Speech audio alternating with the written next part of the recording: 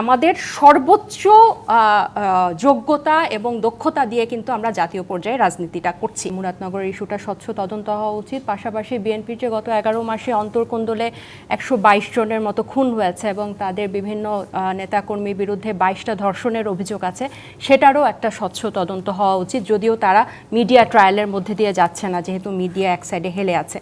আরেকটা হচ্ছে, আপা বলেছেন যে বেচারা এনসিপি নিবন্ধনের এখনো ন্যূনতম শর্ত পূরণ করতে পারে না। গত এক সপ্তাহের একটা ইসি একটা সংবাদ বিজ্ঞপ্তি দিয়েছে, যেখানে প্রাথমিক বাছাই এনসিপি সহ 16টা দল উত্তীর্ণ হয়েছে।